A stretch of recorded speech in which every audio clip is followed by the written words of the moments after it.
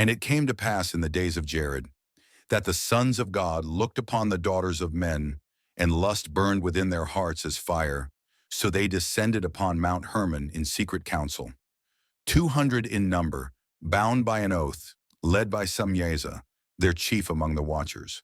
They took wives and defiled themselves with mankind, teaching forbidden arts, dark and strange. They taught the cutting of roots and the binding of spirits, the crafting of weapons, the tempering of blades. Azazel revealed the secrets of war and vanity, of mirrors and ornament, of bracelets and paint. Wickedness multiplied upon the earth like locusts, and men perished in bloodshed and deceit. The cry of the righteous rose to the heavens, and the earth groaned under the weight of corruption. Then the Most High heard the lament of the righteous, and called forth his holy angels to act in wrath. Michael, the captain of the heavenly hosts, was summoned, and Gabriel, the messenger swift in judgment. Raphael, healer of earth and spirit, stood ready, and Uriel, the light of wisdom, received his charge. Each was given a task by the Holy One, to descend and execute the judgment of heaven. Michael was commanded to bind Samyaza and all his hosts who defiled creation. "Go, Michael," said the Lord of spirits, "and cast them into the valleys of the earth. Bind them in chains of darkness and silence, in the depths where light cannot reach. Let them behold the ruin they caused, until the great day of their final judgment." Michael descended like lightning upon Mount Hermon, and the heavens roared at his coming. The watchers trembled as they saw his face, for his countenance was as fire and thunder. He bound Samyaza with chains forged from the breath of stars, and cast him into the abyss prepared. One by one the watchers were seized, and hurled into the depths by the hand of the mighty. Gabriel was sent against the children of the watchers, giants of great stature, who devoured men. He raised his sword against their abominations, and turned their hearts one against another. Brother fell upon brother with monstrous rage, and the earth shook with their dying cries. Blood ran in rivers upon the mountains, as the Nephilim were destroyed from the face of the earth. Gabriel called upon the winds of judgment, and storms swept the plains where giants once ruled. The forests were laid waste beneath their feet, and the beasts fled from their roaring.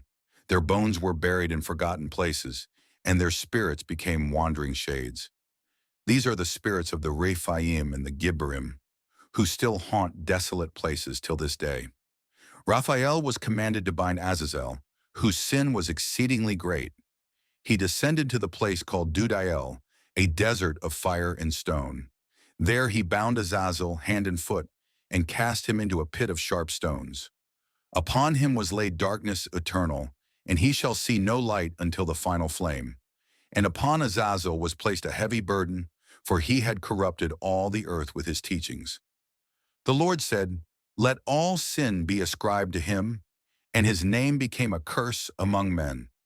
The earth mourned because of him, and his chains shall not be broken. He shall be kept until the great judgment, when fire shall consume him utterly. Uriel was sent to warn Noah of the coming flood, for the destruction of the earth drew near. He revealed to him the secrets of the heavens, and showed him the days appointed by the Most High. "Build thou an ark," he said to the righteous man, "for a great deluge shall purge the land." Noah hearkened unto the voice of the angel, and found favor before the Lord of hosts. And thus began the cleansing of the earth, that the blood of the innocent be avenged. The heavens opened, and the fountains of the deep broke forth, and the waters rose as walls upon the land. All flesh that breathed perished in the flood, save Noah and those within the ark. The watchers beheld the flood from their prison, and wept, but their cries were not heard. The Lord of spirits looked upon the earth again, and declared it to be pure and renewed. But the spirits of the giants, born of flesh and fallen ones, could not enter Sheol nor rise to heaven. They became wandering spirits in the earth, troubling mankind with deceit and temptation.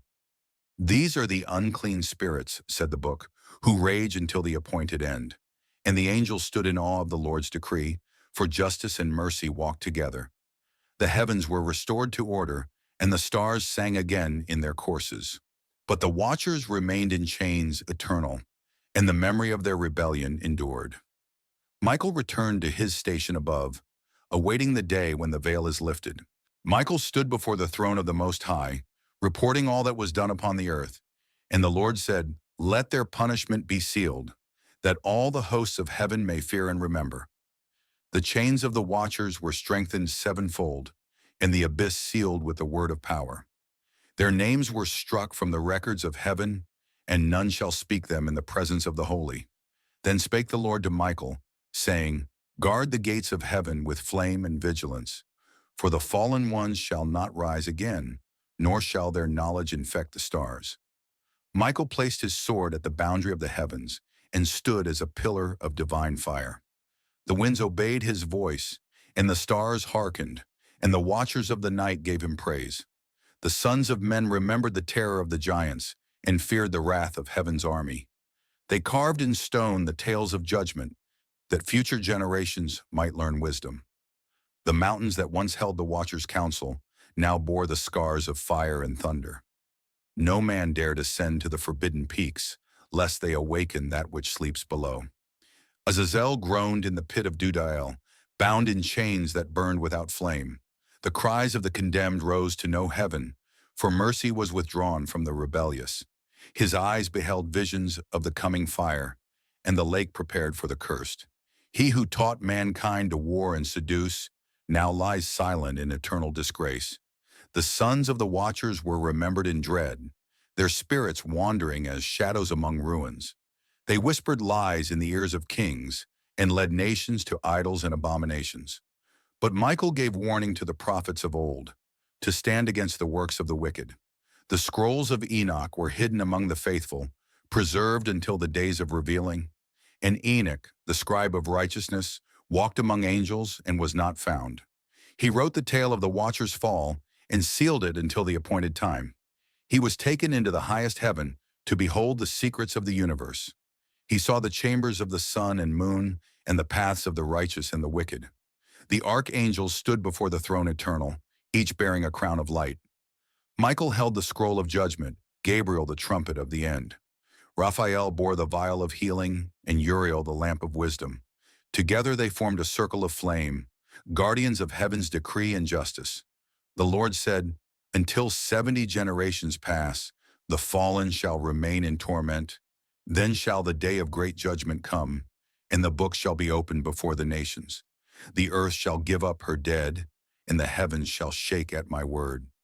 Then shall the fallen be cast into the lake of fire, and all wickedness be purged forever."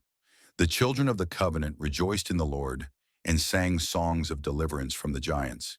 The altars of Baal were broken in pieces, and the groves of Asherah burned with fire. The sons of Abraham walked in holiness, remembering the deeds of Michael and the angels.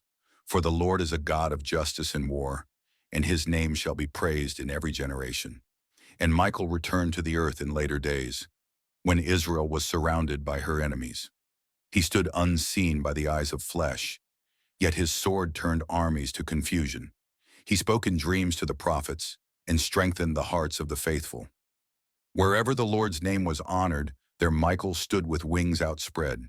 In the end of days the watchers shall be remembered, and their prisons shall be revealed in signs. Mountains shall split, and hidden pits be opened, but none shall release the condemned. For the wrath of God shall burn until the end, and none shall reverse his decree. Woe unto those who seek the ancient spirits, for they shall be consumed by their own pursuit.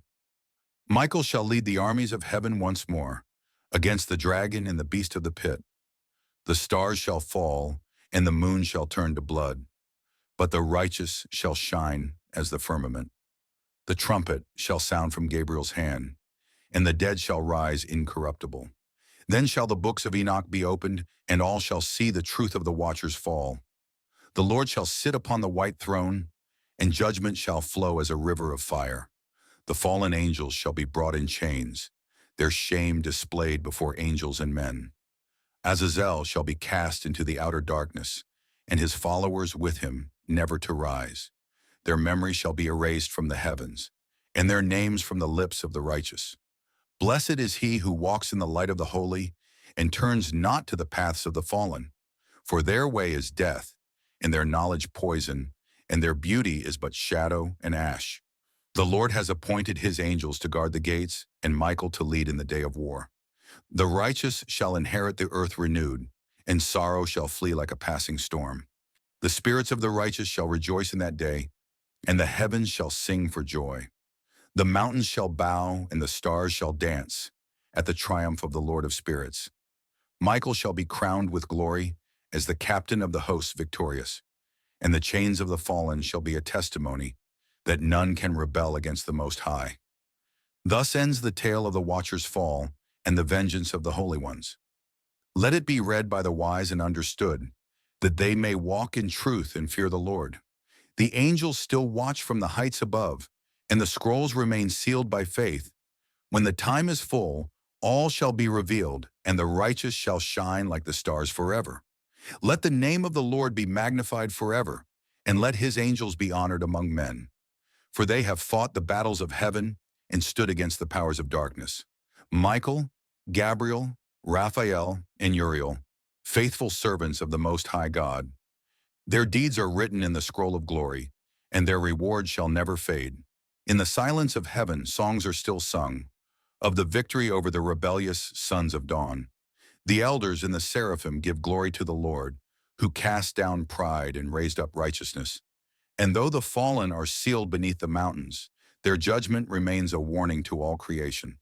For the Most High is not mocked, nor his order broken, and holiness is his dwelling forevermore. In the end of the age, when the veil is torn, and the heavens and earth are shaken once more, Michael shall rise at the voice of the Lord, to lead the last war against darkness and death. The dragon shall rage, and the kings of the earth shall gather, but they shall be broken with the breath of his mouth. For the Lord shall descend with 10,000 saints, and the age of rebellion shall end in fire. Then shall the graves of the watchers be uncovered, and the world shall see the ruins of their pride. The ancient prisons shall cry out beneath the feet of men, but none shall dare unlock their doors. Michael shall testify before all nations of the days when angels fell for the love of flesh, and the children of men shall know their names and turn away from the path of corruption.